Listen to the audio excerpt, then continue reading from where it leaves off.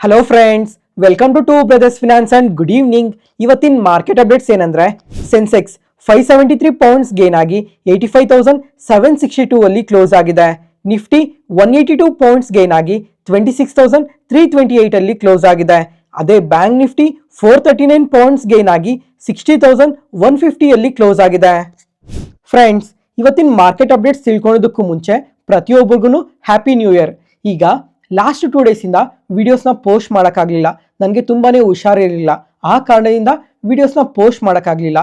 Friends, ಎಂದೇ ಆಗಲಿ ನಾನು ವಿಡಿಯೋಸ್ನ ಪೋಸ್ಟ್ ಮಾಡ್ತಾ ಇಲ್ಲ ಅಂತಂದರೆ ಅವತ್ತು ನನಗೆ ತುಂಬಾ ಹುಷಾರಿಲ್ದಿರೋ ಕಾರಣದಿಂದ ಮಾತ್ರನೇ ವಿಡಿಯೋಸ್ನ ಸ್ಟಾಪ್ ಮಾಡೋದು. ಅಥವಾ ನನಗೇನಾದರೂ ಸ್ವಲ್ಪ ಹುಷಾರಿದ್ರೂ ಸಹ ಅವತ್ತು ವಿಡಿಯೋಸ್ನ ಯಾವುದೇ ಕಾರಣಕ್ಕೂ ಸ್ಟಾಪ್ ಮಾಡಲ್ಲ. ಜೊತೆಗೆ ಹುಷಾರಿಲ್ಲ ಅಂತಂದ್ರೂ ಹೆಂಗೋ ಒಂಥರ ವಿಡಿಯೋನ ಮಾಡಿ ಪೋಸ್ಟ್ ಮಾಡ್ಬೋದು. ಆದರೆ ಆ ಕ್ವಾಲಿಟಿ ಕಂಟೆಂಟ್ ಏನಿದೆ ಆ ಕ್ವಾಲಿಟಿ ಕಂಟೆಂಟ್ ಕಂಪ್ಲೀಟಾಗಿ ಮಿಸ್ ಆಗುತ್ತೆ.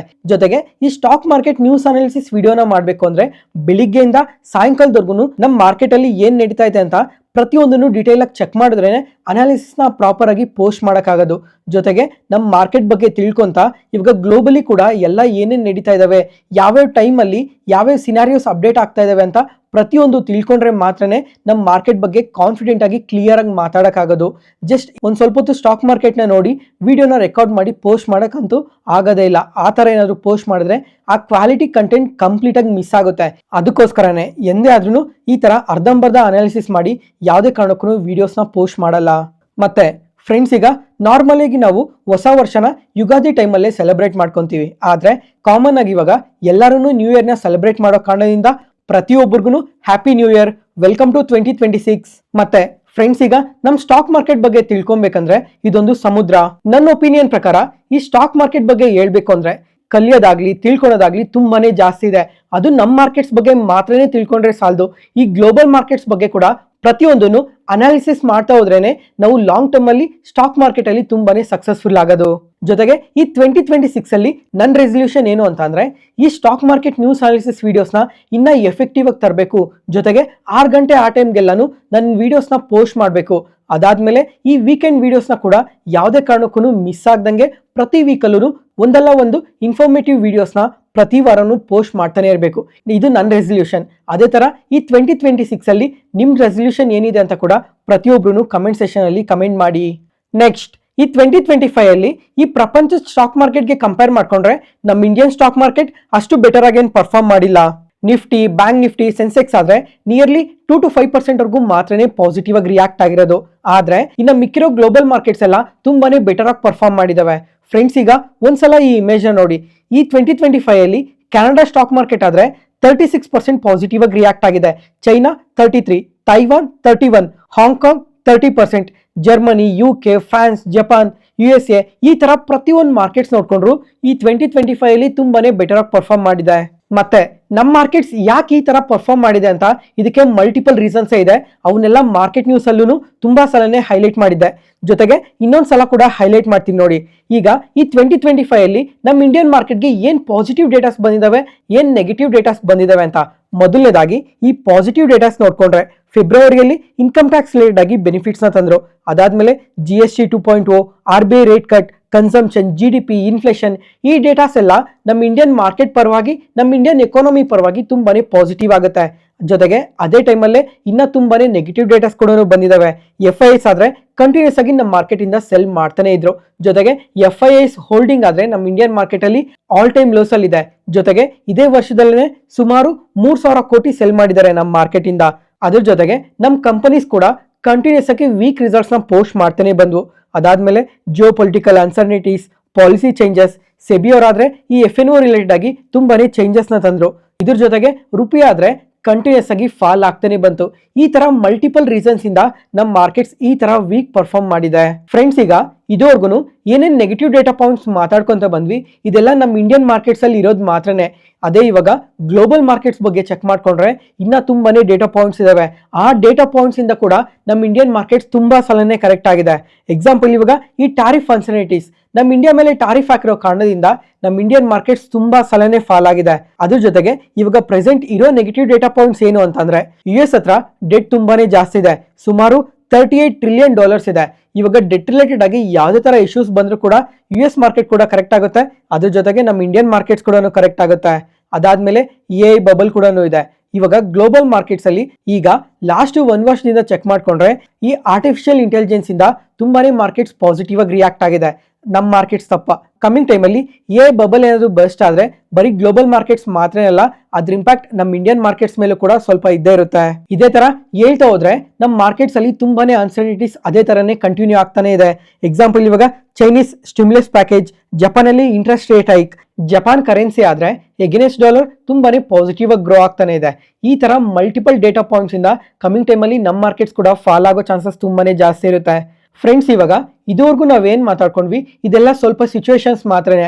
ಆದ್ರೆ ಎಂದೇ ಆಗ್ಲಿ ಮಾರ್ಕೆಟ್ಸ್ ತುಂಬಾನೇ ನೆಗೆಟಿವ್ ಆಗಿ ರಿಯಾಕ್ಟ್ ಆಗೋದು ಯಾವ ಪಾಯಿಂಟ್ಸ್ ಗೊತ್ತಾ? ಜಿಯೋ ಪೊಲಿಟಿಕಲ್ ಅನ್ಸರ್ಟಿನಿಟೀಸ್ ಮಾತ್ರನೇ ತುಂಬಾನೇ ನೆಗೆಟಿವ್ ಆಗಿ ರಿಯಾಕ್ಟ್ ಆಗೋದು. ಎಕ್ಸಾಂಪಲ್ ಇವಾಗ ಇಂಡಿಯಾ ಮತ್ತೆ US ಟ್ರೇಡ್ ಡೀಲ್ ಅತಿ ಶೀಘ್ರದಲ್ಲೇ ಕಂಪ್ಲೀಟ್ ಆಗುತ್ತೆ ಅಂತ ತುಂಬಾನೇ ಪಾಸಿಟಿವ್ ಸ್ಟೇಟ್ಮೆಂಟ್ಸ್ ಕೇಳ್ತಾ ಬಂದ್ವಿ. ಈ ಡೀಲ್ ಯಾವಾಗ ಸೈನ್ ಆಗುತ್ತೋ ಅವಾಗ ನಮ್ಮ ಮಾರ್ಕೆಟ್ಸ್ಗೆನೋ ತುಂಬಾನೇ ಪಾಸಿಟಿವ್ ಆಗುತ್ತೆ. US ಮತ್ತೆ ರಷ್ಯಾ ಉಕ್ರೇನ್ ಏನಿದೆ ಇದನ್ನ ಈಗಾಗಲೇ ನಿಲ್ಲಂಗ್ ಕಾಣ್ತಾ ಇಲ್ಲ. ಒಂದಲ್ಲ ಒಂದು ಡೇಟಾಸ್ ಬರ್ತಾನೆ ಇದೆ. ಅದಾದ್ಮೇಲೆ ಮಿಡಲ್ ಈಸ್ಟರ್ನ್ ಕಂಟ್ರೀಸ್ ಅಲ್ಲೂ ತುಂಬಾನೇ ಪ್ರಾಬ್ಲಮ್ಸ್ ಕಾಣ್ತಾ ಇದೆ. ಚೈನಾ ತೈವಾನ್ ಇಶ್ಯೂ ಕಾಣ್ತಾ ಇದೆ. ಸೌದಿ UAE ಇಶ್ಯೂ ಕಾಣ್ತಾ ಇದೆ. US ಮತ್ತೆ ವೆನೆಸ್ಯುಲಾ ಇಶ್ಯೂ ಕೂಡ ತುಂಬಾನೇ ಕಾಣ್ತಾ ಇದೆ. ಫ್ರೆಂಡ್ಸ್, ಈ ತರ ತುಂಬಾನೇ ಜಿಯೋ ಪೊಲಿಟಿಕಲ್ ಅನ್ಸರ್ಟಿನಿಟೀಸ್ ನಮ್ಮ ಮಾರ್ಕೆಟ್ ಅಲ್ಲಿ ಅದೇ ತರನೇ ಕಂಟಿನ್ಯೂ ಆಗ್ತಾನೆ ಇದಾವೆ. ನೋಡೋಣ ಇವೆಲ್ಲ ನಮ್ಮ ಮಾರ್ಕೆಟ್ಸ್ನ ಯಾವಾಗ ಎಫೆಕ್ಟ್ ಮಾಡ್ತವೆ ಅಂತ. ಜೊತೆಗೆ ಫ್ರೆಂಡ್ಸ್, ಈಗ ಇಷ್ಟೆಲ್ಲ ಅನ್ಸರ್ಟಿನಿಟೀಸ್ ಇದಾವಲ್ವಾ, ಅದರಿಂದ ನಮ್ಮ ಮಾರ್ಕೆಟ್ಸ್ ಇಂದ ಕಂಪ್ಲೀಟ್ ಆಗಿ ಎಕ್ಸಿಟ್ ಆಗೋಗಿ ಮಾರ್ಕೆಟ್ ಯಾವಾಗ ಫಾಲ್ ಆಗುತ್ತೋ ಅವಾಗ ಬಂದು ಬೈ ಮಾಡಿದ್ರೆ ಒಳ್ಳೇದಲ್ವಾ ಅಂತ ನೀವು ಕೇಳ್ಬೋದು. ಆದ್ರೆ ಯಾವುದೇ ಕಾರಣಕ್ಕೂ ಆ ಥರ ಮಾಡಕ್ ಹೋಗ್ಬೇಡಿ. ಯಾಕಂದ್ರೆ ಯಾವಾಗ ಯಾವ ಸಿಚುವೇಶನ್ಸ್ ಇಂದ ನಮ್ಮ ಮಾರ್ಕೆಟ್ ಫಾಲ್ ಆಗುತ್ತೆ ಅಂತ ಯಾರೂ ಹೇಳಕ್ಕಾಗಲ್ಲ. ಜೊತೆಗೆ ಮಾರ್ಕೆಟ್ ಅಂದಮೇಲೆ ಎಷ್ಟು ಪಾಸಿಟಿವ್ ಡೇಟಾಸ್ ಇರ್ತಾವೋ ಅದೇ ಥರನೇ ನೆಗೆಟಿವ್ ಡೇಟಾ ಪಾಯಿಂಟ್ಸ್ ಕೂಡ ಪ್ರೆಸೆಂಟ್ ಆಗಿ ಇದ್ದೇ ಇರ್ತವೆ. ಜೊತೆಗೆ ನೆಕ್ಸ್ಟ್ 2 or 3 ಮಂತ್ಸ್ ಅಲ್ಲಿ ನಮ್ಮ ಮಾರ್ಕೆಟ್ಸ್ ರಿಲೇಟೆಡ್ ಆಗಿ ಏನೇನು ಈವೆಂಟ್ಸ್ ಇದಾವೆ, ಏನೇನು ಈವೆಂಟ್ಸ್ನ ನಾವು ಟ್ರ್ಯಾಕ್ ಮಾಡಬೇಕು ಅಂತ ನೀವು ಕೇಳಿದ್ರೆ ಇವಾಗ ಸಿಂಪಲ್ ಆಗಿ ಎಕ್ಸ್ಪ್ಲೈನ್ ಮಾಡ್ತೀನಿ ನೋಡಿ. ಈಗ ನೆಕ್ಸ್ಟ್ ವೀಕ್ ಅಷ್ಟೊತ್ತಿಗೆಲ್ಲ ನಮ್ಮ Q3 ರಿಸಲ್ಟ್ ಶುರು ಆಗುತ್ತೆ. ಫ್ರೆಂಡ್ಸ್, ಈಗ ಈ GST ಅಲ್ಲಿ ಚೇಂಜಸ್ ತಂದಿರೋ ಕಾರಣದಿಂದ ಈ ಸಲ ಕ್ವಾರ್ಟರ್ಲಿ ರಿಸಲ್ಟ್ಸ್ ಅಂತೂ ತುಂಬಾನೇ ಪಾಸಿಟಿವ್ ಆಗಿ ಪೋಸ್ಟ್ ಮಾಡೋ ಚಾನ್ಸಸ್ ಇದೆ ಅಂತ ಎಕ್ಸ್ಪೆಕ್ಟ್ ಮಾಡ್ತಾ ಇದ್ದೀನಿ. ನೋಡೋಣ ಯಾವ್ಯಾವ ಕಂಪನೀಸ್ ಯಾವ ತರ ರಿಸಲ್ಟ್ಸ್ ನ ಪೋಸ್ಟ್ ಮಾಡ್ತಾರೆ ಅಂತ. ಅದಾದ್ಮೇಲೆ ಜಾನ್ವರಿ ಲಾಸ್ಟ್ ವೀಕಲ್ಲಿ ಚೆಕ್ ಮಾಡ್ಕೊಂಡ್ರೆ 2 ಬಿಗ್ ಈವೆಂಟ್ಸ್ ಇದೆ. ಒಂದು US ಅಲ್ಲಿ FOMC ಮಿನಿಟ್ಸ್ ಮೀಟಿಂಗ್ ಇದೆ. ಈ ಮೀಟಿಂಗ್ ಅಲ್ಲಿ ಈಗ ಫೆಡ್ ಚೇರ್ಮನ್ ಅವರೇ ತುಂಬಾನೇ ಕನ್ಫ್ಯೂಷನ್ ಇದ್ದಾರೆ. ಇವಾಗ ರೇಟ್ ಕಟ್ ಮಾಡ್ಬೇಕಾ ಬೇಡವಾ ಅಂತ, ಡೇಟಾಸ್ ಯಾವ ತರ ಕನ್ಸಿಡರ್ ಮಾಡಬೇಕು ಅಂತ ಅವರೇ ತುಂಬಾ ಕನ್ಫ್ಯೂಷನ್ ಸ್ಟೇಜ್ ಅಲ್ಲಿ ಇದ್ದಾರೆ. ನೋಡೋಣ ಕಮಿಂಗ್ ಟೈಮಲ್ಲಿ ಇದ್ರ ಬಗ್ಗೆ ಯಾವ ತರ ಡೇಟಾಸ್ ಬರ್ತವೆ ಅಂತ. ಅದ್ರ ಜೊತೆಗೆ ಜಪಾನ್ ಅಲ್ಲೂ ಕೂಡ ಇಂಟ್ರೆಸ್ಟ್ ರೇಟ್ ಡಿಸಿಷನ್ ಇದೆ ಲಾಸ್ಟ್ ವೀಕಲ್ಲಿ. ಈ ಸಲನೂ ಕೂಡ ಅಗ್ರೆಸಿವ್ ಆಗಿ ಇಂಟ್ರೆಸ್ಟ್ ರೇಟ್ನ ಇನ್ಕ್ರೀಸ್ ಮಾಡ್ತೀವಿ ಅಂತಾನೆ ಸ್ಟೇಟ್ಮೆಂಟ್ಸ್ ಬರ್ತಾ ಇದಾವೆ. ಅದಾದ್ಮೇಲೆ ಫೆಬ್ರವರಿ ಫಸ್ಟ್ ವೀಕಲ್ಲಿ ನೋಡ್ಕೊಂಡ್ರೆ ಯೂನಿಯನ್ ಬಜೆಟ್ ಇದೆ. ನೋಡೋಣ ಈ ಬಜೆಟ್ ಅಲ್ಲಿ ಇನ್ನ ಎಷ್ಟು ಸರ್ಪ್ರೈಸಸ್ ಕೇಳಿಸ್ಕೊಂತೀವಿ ಅಂತ. ಈ ಸಲ ನಮ್ಮ ಮಾರ್ಕೆಟ್ ರಿಲೇಟೆಡ್ ಆಗಿ ಏನಾದರೂ ಪಾಸಿಟಿವ್ ಅಪ್ಡೇಟ್ಸ್ ಬರ್ಬೋದಾ ಅಂತ. ಫೆಬ್ರವರಿ ಫಸ್ಟ್ ವೀಕಲ್ಲೇನೆ RBI MPC ಮೀಟಿಂಗ್ ಕೂಡ ಇದೆ. ಇವಾಗ ಏನು ಎಕ್ಸ್ಪೆಕ್ಟ್ ಮಾಡ್ತಾ ಇದ್ದಾರೆ ಅಂದ್ರೆ ಈ ಸಲ MPC ಮೀಟಿಂಗ್ ಅಲ್ಲೂ ಕೂಡ 25 ಬೇಸಿಸ್ ಪಾಯಿಂಟ್ಸ್ ಇಂಟ್ರೆಸ್ಟ್ ರೇಟ್ನ ಕಟ್ ಮಾಡೇ ಮಾಡ್ತಾರೆ ಅಂತ ಎಕ್ಸ್ಪೆಕ್ಟ್ ಮಾಡ್ತಾ ಇದ್ದಾರೆ. ಅದಾದ್ಮೇಲೆ ನೆಕ್ಸ್ಟ್ 2 ಮಂತ್ಸ್ ಅಲ್ಲಿ ಎಲೆಕ್ಷನ್ಸ್ ಕೂಡ ಇದಾವೆ. ಈ ತರ ಮಲ್ಟಿಪಲ್ ಈವೆಂಟ್ಸ್ ಇಂದ ನೋಡೋಣ ಈ 2026 ಅಲ್ಲಿ ನಮ್ಮ ಮಾರ್ಕೆಟ್ಸ್ ಯಾವ ತರ ಬೆಟರ್ ಆಗಿ ಗ್ರೋ ಆಗ್ಬೋದು ಅಂತ. ಮತ್ತೆ ಇವಾಗ ಅನಲಿಸ್ಟ್ ಏನ್ ಹೇಳ್ತಾ ಇದ್ದಾರೆ ಅಂತ ಅಂದ್ರೆ ತುಂಬಾನೇ ಅನಲಿಸ್ಟ್ ಎಲ್ಲ ನಮ್ಮ ಇಂಡಿಯನ್ ಸ್ಟಾಕ್ ಮಾರ್ಕೆಟ್ ಬಗ್ಗೆ ತುಂಬಾನೇ ಪಾಸಿಟಿವ್ ಆಗಿದ್ದಾರೆ. ಪ್ರತಿಯೊಬ್ರು ನಿಫ್ಟಿ ಆದ್ರೆ ಈ 2026 ಡಿಸೆಂಬರ್ಗೆಲ್ಲ 29,000 ರೀಚ್ ಆಗುತ್ತೆ, 30,000 ರೀಚ್ ಆಗುತ್ತೆ. ಅದೇ ಬುಲ್ ಕೇಸ್ ಅಲ್ಲಿ 33,000 ವರೆಗೂ ರೀಚ್ ಆಗುತ್ತೆ ಅಂತ ತುಂಬಾನೇ ಪಾಸಿಟಿವ್ ಕಮೆಂಟ್ಸ್ ಮಾಡ್ತಾ ಇದ್ದಾರೆ. ಸೆನ್ಸೆಕ್ಸ್ ಆದ್ರೆ 94,000 ವರೆಗೂ ರೀಚ್ ಆಗುತ್ತೆ, 1 lakh ಕ್ರಾಸ್ ಮಾಡುತ್ತೆ ಅಂತ ಎಲ್ಲ ಪಾಸಿಟಿವ್ ಕಮೆಂಟ್ಸ್ ಮಾಡ್ತಾ ಇದ್ದಾರೆ.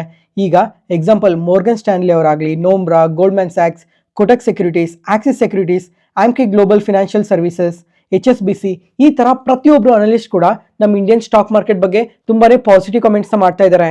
ಜೊತೆಗೆ ಫ್ರೆಂಡ್ಸ್, ಇವಾಗ ನಾನು ಸಹ ನಮ್ಮ ಇಂಡಿಯನ್ ಸ್ಟಾಕ್ ಮಾರ್ಕೆಟ್ ಬಗ್ಗೆ ತುಂಬಾನೇ ಪಾಸಿಟಿವ್ ಆಗಿದ್ದೀನಿ. ಜೊತೆಗೆ ಪ್ರಾಪರ್ ಆಗಿ ನಿಮ್ಮ ಪೋರ್ಟ್ಫೋಲಿಯೋದಲ್ಲಿ ಅಲೋಕೇಶನ್ ಕೊಡಿ. ಮತ್ತೆ ಫ್ರೆಂಡ್ಸ್, ಈಗ ಯಾರಾದರೂ ಈ ವಿಡಿಯೋನ ಬಿಗಿನರ್ಸ್ ನೋಡ್ತಾ ಇದ್ರೆ ಆದಷ್ಟು ಮ್ಯೂಚುವಲ್ ಫಂಡ್ಸ್ ಕಡೆ ಫೋಕಸ್ ಮಾಡಿ. ಯಾಕಂದ್ರೆ ನೀವು ಸ್ಪೆಸಿಫಿಕ್ ಸ್ಟಾಕ್ನ ನೋಡ್ತಾ ಇದ್ರೆ ಅಂದ್ರೆ ನೀವು ಪ್ರಾಪರ್ ಆಗಿ ಅನಾಲಿಸಿಸ್ ಮಾಡಬೇಕಾಗಿರುತ್ತೆ. ಜೊತೆಗೆ ಒಂದು ಕನ್ವಿಕ್ಷನ್ ಇದ್ರೆ ಮಾತ್ರನೇ ನೀವು ಸ್ಟಾಕ್ಸ್ ಅಲ್ಲಿ ಇನ್ವೆಸ್ಟ್ ಮಾಡಿ ತುಂಬಾ ಒಳ್ಳೆ ಲಾಭದಲ್ಲಿ ನೀವು ಎಕ್ಸಿಟ್ ಆಗೋಕ್ಕಾಗೋದು. ಅದೇ ಕನ್ವಿಕ್ಷನ್ ಇಲ್ಲ ಅಂತಂದ್ರೆ ನೀವು ಯಾವಾಗೋ ಇನ್ವೆಸ್ಟ್ ಮಾಡ್ತೀರಾ, ಮಾರ್ಕೆಟ್ಸ್ ಯಾವಾಗ ಹೆಂಗಿರುತ್ತೆ ಅಂತ ಯಾರನ್ನೂ ಹೇಳಕ್ಕಾಗಲ್ಲ, ಮತ್ತೆ ಲಾಸಸ್ ಅಲ್ಲೇ ಎಕ್ಸಿಟ್ ಆಗಬೇಕಾಗಿರುತ್ತೆ. ಅದಕ್ಕೋಸ್ಕರ ಪ್ರಾಪರ್ ಕನ್ವಿಕ್ಷನ್ ಇದ್ರೆ ಮಾತ್ರನೇ ಈಕ್ವಿಟೀಸ್ಗೆ ಬನ್ನಿ. ಇಲ್ಲ ಅಂತಂದ್ರೆ ಆದಷ್ಟು ಮ್ಯೂಚುವಲ್ ಫಂಡ್ಸ್ ಕಡೆ ಫೋಕಸ್ ಮಾಡಿ. ಈಗ ಲಾಸ್ಟ್ 3 ಇಯರ್ಸ್ಗೆ ಕಂಪೇರ್ ಮಾಡ್ಕೊಂಡ್ರೆ ಮ್ಯೂಚುವಲ್ ಫಂಡ್ಸ್ ಅಲ್ಲೂ ಕೂಡ ಒಳ್ಳೆ ರಿಟರ್ನ್ಸೇ ಬಂದಿದೆ. ಮಿನಿಮಮ್ ಅಂದ್ರೂ 12% ರಿಟರ್ನ್ಸ್ ಅಂತೂ ವರ್ಕೌಟ್ ಆಗುತ್ತೆ. ಅದಕ್ಕೋಸ್ಕರ ಫ್ರೆಂಡ್ಸ್, ಇವತ್ತು ಮಾರ್ಕೆಟ್ ನೋಡಿದ್ರಾ ಸ್ವಲ್ಪ ಪಾಸಿಟಿವ್ ಆಗಿ ರಿಯಾಕ್ಟ್ ಆಗಿದೆ. ನಿಫ್ಟಿ ಆದ್ರೆ ನಿಯರ್ಲಿ 182 ಪಾಯಿಂಟ್ಸ್ ಪಾಸಿಟಿವ್ ಆಗಿ ರಿಯಾಕ್ಟ್ ಆಗಿದೆ. ಅದೇ ಇವತ್ತು ಮಿಡ್ ಕ್ಯಾಪ್ಸ್ ಆದ್ರೆ ಎಬೋ 1% ಪಾಸಿಟಿವ್ ಆಗಿ ರಿಯಾಕ್ಟ್ ಆಗಿದೆ. ಮತ್ತೆ ಸ್ಮಾಲ್ ಕ್ಯಾಪ್ಸ್ ಕೂಡ ಅಷ್ಟೇ ನಿಯರ್ಲಿ 1% ವರೆಗೂ ಪಾಸಿಟಿವ್ ಆಗಿ ರಿಯಾಕ್ಟ್ ಆಗಿದೆ. ಮತ್ತೆ ಫ್ರೆಂಡ್ಸ್ ಇವತ್ತು ನಿಫ್ಟಿ ಆದ್ರೆ ಹೊಸ ಆಲ್ ಟೈಮ್ ಹೈಸ್ ನ ಟಚ್ ಮಾಡಿದೆ.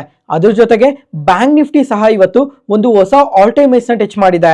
ಜೊತೆಗೆ ಇವತ್ತು 3 ಬ್ಯಾಂಕ್ಸ್ ಆದ್ರೆ Q3 ಅಪ್ಡೇಟ್ಸ್ ನ ಕೂಡ ಪೋಸ್ಟ್ ಮಾಡಿದೆ. ಒಂದು ಪಂಜಾಬ್ ಅಂಡ್ ಸಿಂಧ್ ಬ್ಯಾಂಕ್, ಅದಾದ್ಮೇಲೆ south Indian bank, Indian bank, ಈ ತರ 3 ಬ್ಯಾಂಕ್ಸ್ ಇವತ್ತು Q3 ಬಿಸ್ನೆಸ್ ಡೇಟಾನ ಪೋಸ್ಟ್ ಮಾಡಿದ್ದಾರೆ. 3 ಕಂಪನೀಸ್ ಕೂಡ ತುಂಬಾನೇ ಒಳ್ಳೆ ಬಿಸ್ನೆಸ್ ಡೇಟಾನ ಪೋಸ್ಟ್ ಮಾಡಿದ್ದಾರೆ. ರೆವಿನ್ಯೂಸ್ ಆಗ್ಲಿ, ಡೆಪಾಸಿಟ್ಸ್ ಆಗಲಿ, ಅಡ್ವಾನ್ಸಸ್ ಆಗಲಿ ನಿಯರ್ಲಿ 9 to 15% ವರ್ಗು ಪಾಸಿಟಿವ್ ಆಗಿ ಗ್ರೋ ಆಗಿದೆ. ಅದರಿಂದನೇ ಈ ಕಂಪನೀಸ್ ಎಲ್ಲ ಇವತ್ತು ಸ್ವಲ್ಪ ಪಾಸಿಟಿವ್ ಆಗಿ ರಿಯಾಕ್ಟ್ ಆಗಿರೋದು. ಮತ್ತೆ ಫ್ರೆಂಡ್ಸ್ ಈಗ ಈ ಗೋಲ್ಡ್ ಅಂಡ್ ಸಿಲ್ವರ್ ಬಗ್ಗೆ ಮಾತಾಡ್ಕೊಂಡ್ರೆ, ಗೋಲ್ಡ್ ಮತ್ತೆ ಸಿಲ್ವರ್ ಆದ್ರೆ ಈ ಲಾಸ್ಟ್ 1 year ಅಲ್ಲಿ ತುಂಬಾನೇ ಪಾಸಿಟಿವ್ ಆಗಿ ಗ್ರೋ ಆಗಿದೆ. ಇವತ್ತು ಸಹ ಗೋಲ್ಡ್ ಸಿಲ್ವರ್ ತುಂಬಾನೇ ಪಾಸಿಟಿವ್ ಆಗಿ ಗ್ರೋ ಆಗಿದೆ.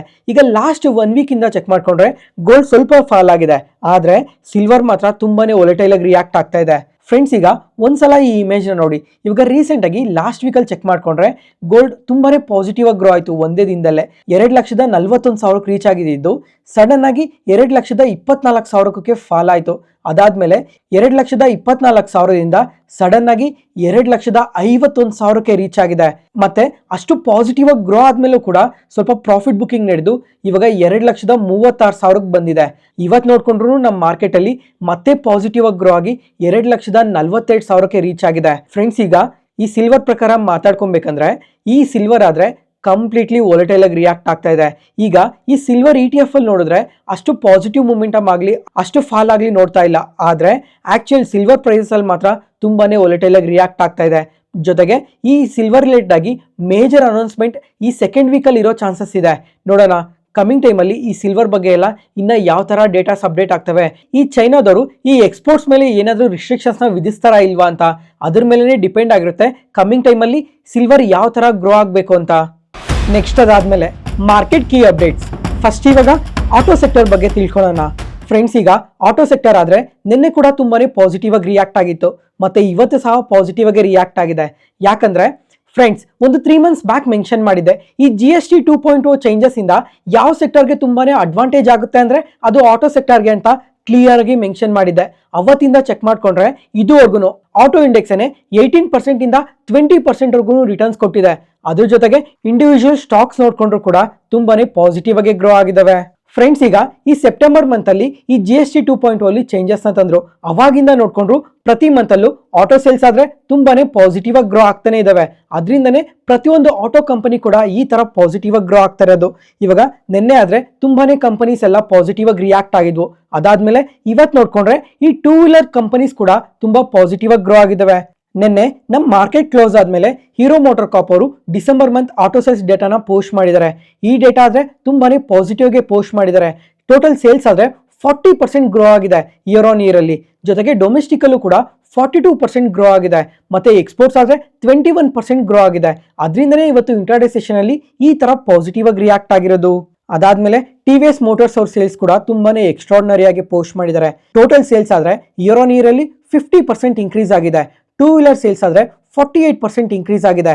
ಎಲೆಕ್ಟ್ರಿಕ್ ವೆಹಿಕಲ್ ಸೇಲ್ಸ್ ಆದ್ರೆ 77% ಗ್ರೋ ಆಗಿದೆ. ಮತ್ತೆ 3 wheelers ಅಲ್ಲಿ 110% ಗ್ರೋತ್ ಇದೆ.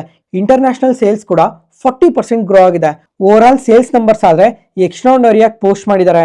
ಅದರಿಂದನೇ ಈ ತರ ಪಾಸಿಟಿವ್ ಆಗಿ ರಿಯಾಕ್ಟ್ ಆಗಿರೋದು. ಅದಾದ್ಮೇಲೆ ಓಲಾ ಎಲೆಕ್ಟ್ರಿಕ್ ಆದ್ರೆ ಇವತ್ತು 9% ಪಾಸಿಟಿವ್ ಆಗಿ ರಿಯಾಕ್ಟ್ ಆಗಿದೆ. ಯಾಕಂದ್ರೆ ಈ ನವೆಂಬರ್ ಮಂತ್ಗೆ ಕಂಪೇರ್ ಮಾಡ್ಕೊಂಡ್ರೆ ಡಿಸೆಂಬರ್ ಮಂತ್ ಅಲ್ಲಿ ಸೇಲ್ಸ್ ತುಂಬಾನೇ ಇನ್ಕ್ರೀಸ್ ಆಗಿದೆ. ಅದರಿಂದ ಮಾರ್ಕೆಟ್ ಶೇರ್ ಕೂಡ ಇನ್ಕ್ರೀಸ್ ಆಗಿದೆ. ಅದರಿಂದನೇ ಇವತ್ತು ಈ ತರ ಪಾಸಿಟಿವ್ ಆಗಿ ರಿಯಾಕ್ಟ್ ಆಗಿರೋದು.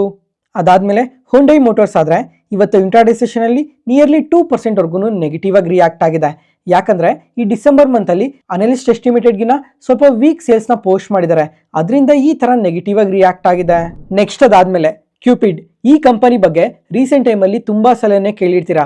ಈ ಕಂಪನಿ ಆದ್ರೆ ಲಾಸ್ಟ್ 1 year ಅಲ್ಲಿ 550% ರ್ಯಾಲಿ ಆಗಿದೆ. ಅಂತ ಕಂಪನಿ ಇವತ್ತು ಇಂಟ್ರಾಡೇ ಸೆಷನ್ ಅಲ್ಲಿ 20% ನೆಗೆಟಿವ್ ಅಲ್ಲಿ ಸರ್ಕ್ಯೂಟ್ ಲಾಕ್ ಆಗಿದೆ. ಫ್ರೆಂಡ್ಸ್ ಈಗ ಏನಕ್ಕೆ ಈ ತರ ನೆಗೆಟಿವ್ ಆಗಿ ರಿಯಾಕ್ಟ್ ಆಗಿದೆ ಅಂತ ಮಾತಾಡ್ಕೊಳ್ಳೋದಕ್ಕೂ ಮುಂಚೆ ಲಾಸ್ಟ್ 1 year ಅಲ್ಲಿ ಏನಕ್ಕೆ ಈ ತರ ಎಬೋ 500% ರ್ಯಾಲಿ ಆಗಿದೆ ಅಂತ ತಿಳ್ಕೊಳ್ಳೋಣ. ಮೊದಲನೇ ರೀಸನ್ ಬಂದು ಈಗ ಈ ರಿಟೇಲ್ ಇನ್ವೆಸ್ಟರ್ಸ್ ಏನಿದ್ದಾರೆ ಈ ಕಂಪನಿಯಲ್ಲಿ ತುಂಬಾನೇ ಇನ್ವೆಸ್ಟ್ ಮಾಡಿದ್ದಾರೆ.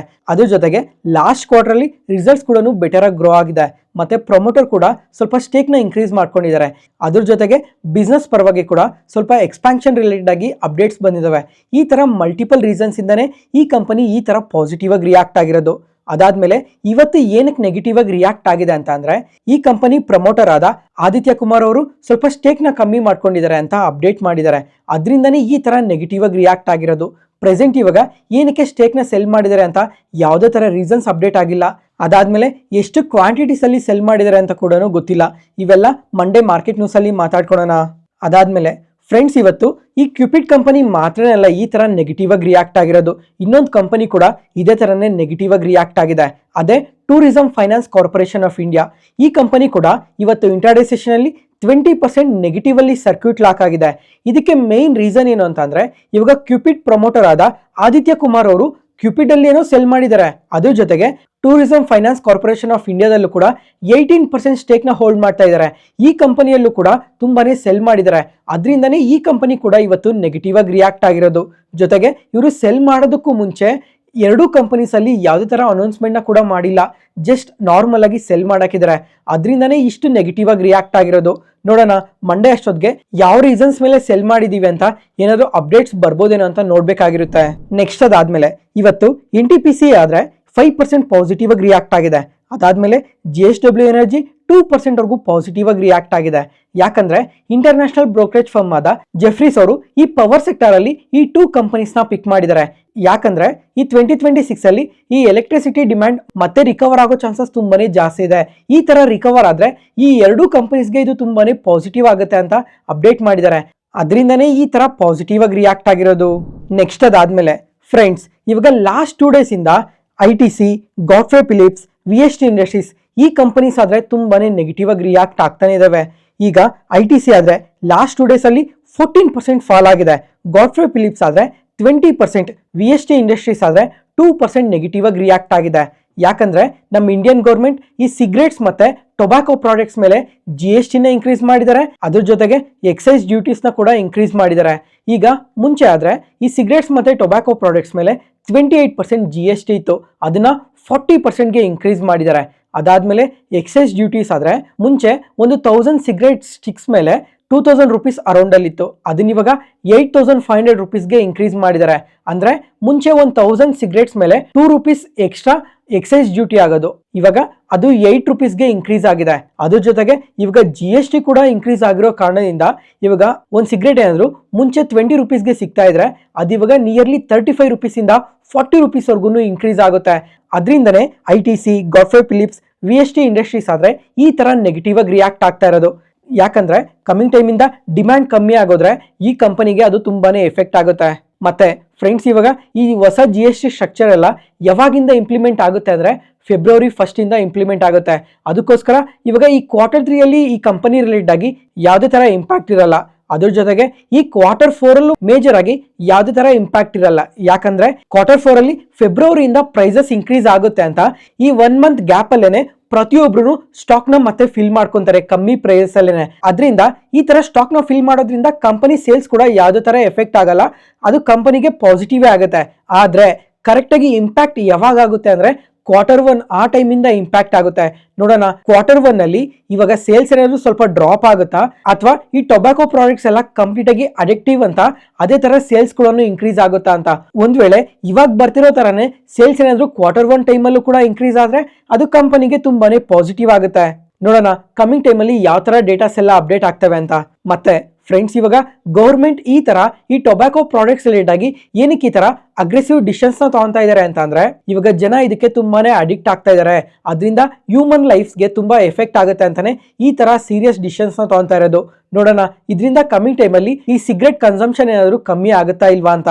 ಮತ್ತೆ ಈ ತರ ಹೊಸ GST ತಂದಿರೋ ಕಾರಣದಿಂದ ITC ಶೇರ್ ಪ್ರೈಸಸ್ ಆದ್ರೆ ತುಂಬಾನೇ ಫಾಲ್ ಆಗಿದಾವೆ.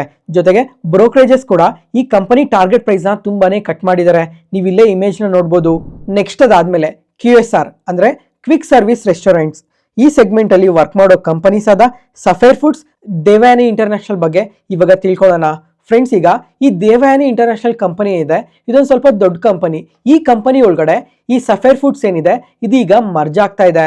ಈಗ ಇನ್ನೊಂದು ಸ್ವಲ್ಪ ಡೀಟೇಲ್ ಆಗಿ ತಿಳ್ಕೊಂಡ್ರೆ, ದೇವಯಾನಿ ಇಂಟರ್ನ್ಯಾಷನಲ್ ಬಿಸ್ನೆಸ್ ಅಂಡರ್ ಅಲ್ಲಿ ಯಾವ್ಯಾವ ಬ್ರಾಂಡ್ಸ್ ಬರ್ತವೆ ಅಂದ್ರೆ KFC, Pizza Hut, Costa Cafe, Vaango, Biryani By Kilo, ಇಷ್ಟು ಬ್ರಾಂಡ್ಸ್ ಈ ದೇವಯಾನಿ ಇಂಟರ್ನ್ಯಾಷನಲ್ ಅಂಡರ್ ಅಲ್ಲಿ ಬರುತ್ತೆ. ಅದೇ ಇವಾಗ ಈ ಸಫೇರ್ ಫುಡ್ಸ್ ಅಂಡರ್ ಅಲ್ಲಿ ಯಾವ್ಯಾವ ಬ್ರಾಂಡ್ಸ್ ಬರ್ತವೆ ಅಂತ ಚೆಕ್ ಮಾಡಿದ್ರೆ ಪಿಜ್ಜಾ ಹಟ್, KFC, ಟ್ಯಾಕೋ ಬೆಲ್, ಈ ತರ 3 ಬ್ರಾಂಡ್ಸ್ ಈ ಕಂಪನಿ ಅಂಡರ್ ಅಲ್ಲಿ ಬರುತ್ತೆ. ಫ್ರೆಂಡ್ಸ್, ಈಗ ಸಫೇರ್ ಫುಡ್ಸ್ ಕಂಪನಿ ಏನಿದೆ ಮರ್ಜ್ ಆಗ್ತಾ ಇದೀವಿ ಅಂತ ಇವತ್ತು ಅಪ್ಡೇಟ್ ಮಾಡಿದ್ದಾರೆ. ಒಂದ್ಸಲ ಈ ಇಮೇಜ್ ನೋಡಿ. ಫ್ರೆಂಡ್ಸ್, ಈಗ ಇವ್ರಿಗೆ ಇಂಡಿಯಾದಲ್ಲೂ ಬಿಸ್ನೆಸ್ ಇದೆ ಮತ್ತೆ ಇಂಟರ್ನ್ಯಾಷನಲ್ ಅಲ್ಲೂ ಬಿಸ್ನೆಸ್ ಇದೆ. ಅಂದ್ರೆ ಇವರು ಇಂಟರ್ನ್ಯಾಷನಲ್ ಅಲ್ಲಿ ತುಂಬಾ ಆಪರೇಷನ್ಸ್ ನೆಲ್ಲ ನಡೆಸ್ತಾ ಇದಾವೆ. ಅವೆಲ್ಲ ಯಾವ ತರ ವರ್ಕ್ ಆಗುತ್ತೆ ಅಂತ ನೀವು ಇಲ್ಲೇ ನೋಡ್ಬೋದು. ಈಗ ದೇವಯಾನಿ ಹತ್ರ ನಮ್ಮ ಇಂಡಿಯಾದಲ್ಲಿ ಸುಮಾರು 1664 ಸ್ಟೋರ್ಸ್ ಇದಾವೆ. ಮತ್ತೆ ಸಫೇರ್ ಫುಡ್ಸ್ ಹತ್ರ 836 ಸ್ಟೋರ್ಸ್ ಇದಾವೆ. ಅದರಿಂದ ನಮ್ಮ ಟೋಟಲ್ ಇಂಡಿಯಾ ಬಿಸ್ನೆಸ್ ಅಲ್ಲಿ 2500 ಸ್ಟೋರ್ಸ್ ಆಗ್ತವೆ. ಅದೇ ಇವಾಗ ಇಂಟರ್ನ್ಯಾಷನಲ್ ಬಿಸ್ನೆಸ್ ಅಲ್ಲಿ ಥಾಯ್ಲ್ಯಾಂಡ್ ಅಲ್ಲಿ, ನೈಜೀರಿಯಾ, ನೇಪಾಳ್, ಶ್ರೀಲಂಕಾ, ಈ ತರ ತುಂಬಾನೇ ಕಂಟ್ರೀಸ್ ಅಲ್ಲಿ ಇವ್ರ ಪ್ರೆಸೆನ್ಸ್ ಇರೋ ಕಾರಣದಿಂದ ಇಂಟರ್ನ್ಯಾಷನಲ್ ಬಿಸ್ನೆಸ್ ಅಲ್ಲೂ ಕೂಡ ಟೋಟಲ್ ಸ್ಟೋರ್ ಕೌಂಟ್ ಬಂದು 502ಗೆ ರೀಚ್ ಆಗುತ್ತೆ. ಅದರಿಂದ ಇದು ಫೈನಲ್ ಮರ್ಜರ್ ಆದ್ಮೇಲೆ ಸುಮಾರು ಇವ್ರಿಗೆ 3000 ಸ್ಟೋರ್ಸ್ ಆಗ್ತವೆ. ರೆವಿನ್ಯೂಸ್ ಆದ್ರೆ 78,000 ಕ್ರೋರ್ಗೆ ರೀಚ್ ಆಗುತ್ತೆ ಅಂತ ಅಪ್ಡೇಟ್ ಮಾಡಿದ್ದಾರೆ. ಫ್ರೆಂಡ್ಸ್, ಈಗ ಒಂದ್ಸಲ ಈ ಇಮೇಜ್ ನ ಕೂಡ ನೋಡಿ. ಪ್ರಮೋಟರ್ ಶೇರ್ ಹೋಲ್ಡಿಂಗ್ ಯಾವ ತರ ಇದೆ, ಪಬ್ಲಿಕ್ ಶೇರ್ ಹೋಲ್ಡಿಂಗ್ಸ್ ಯಾವ ತರ ಇದೆ ಅಂತ ನೀವು ಇಲ್ಲೇ ಕ್ಲಿಯರ್ ಆಗಿ ನೋಡ್ಬೋದು. ಅದ್ರ ಜೊತೆಗೆ ಈ ಎರಡೂ ಕಂಪನೀಸ್ ಅಲ್ಲಿ ಯಾವ್ಯಾವ ಮ್ಯೂಚುವಲ್ ಫಂಡ್ಸ್ ಎಷ್ಟೆಷ್ಟು ಸ್ಟೇಕ್ ನ ಹೋಲ್ಡ್ ಮಾಡ್ತಾ ಇದ್ದಾರೆ ಅಂತ ಕೂಡ ನೀವು ಇಲ್ಲೇ ನೋಡ್ಬೋದು. ಜೊತೆಗೆ ಈ ಮರ್ಜರ್ ಎಲ್ಲ ಕಂಪ್ಲೀಟ್ ಆಗೋದಕ್ಕೆ ನಿಯರ್ಲಿ 12 ಮಂತ್ಸ್ ಇಂದ 15 ಮಂತ್ಸ್ ವರ್ಗು ಟೈಮ್ ತಗೊಳುತ್ತೆ ಅಂತ ಕೂಡ ಅಪ್ಡೇಟ್ ಮಾಡಿದ್ದಾರೆ. ಒಂದ್ ವೇಳೆ ನೀವೇನಾದ್ರೂ ಈ ಸಫೈರ್ ಫುಡ್ಸ್ ಅಲ್ಲಿ ನಿಯರ್ಲಿ 100 ಶೇರ್ಸ್ ನ ಹೋಲ್ಡ್ ಮಾಡ್ತಾ ಇದ್ರೆ ಕಮಿಂಗ್ ಟೈಮ್ ಅಲ್ಲಿ ದೇವಯಾನಿ ಇಂಟರ್ನ್ಯಾಷನಲ್ ಗೆ ಸಂಬಂಧಪಟ್ಟಿರೋ 177 ಶೇರ್ಸ್ ನಿಮ್ಗೆ ಸಿಗುತ್ತೆ. ಇವತ್ತಿಗೆ ಅಪ್ಡೇಟ್ಸ್ ಮುಗೀತು. ಈ ವಿಡಿಯೋ ಇಷ್ಟ ಆದ್ರೆ ಲೈಕ್ ಮಾಡಿ, ಶೇರ್ ಮಾಡಿ, ಸಬ್ಸ್ಕ್ರೈಬ್ ಆಗಿ. ಮತ್ತೆ ನಾಳೆ ಹೊಸ stock market news analysis video ಅಲ್ಲಿ ಸಿಗೋಣ. ನಾನು ಹೇಳಿದ ಇನ್ಫಾರ್ಮೇಷನ್ ಅಲ್ಲಿ ಯಾವುದೇ ತರ ಡೌಟ್ ಇದ್ರೂ ಕಮೆಂಟ್ ಸೆಷನ್ ಅಲ್ಲಿ ಕಮೆಂಟ್ ಮಾಡಿ. ಪ್ರತಿಯೊಂದು ಕಮೆಂಟ್ಗೂ ರಿಪ್ಲೈ ಕೊಡ್ತೀನಿ. Thank you.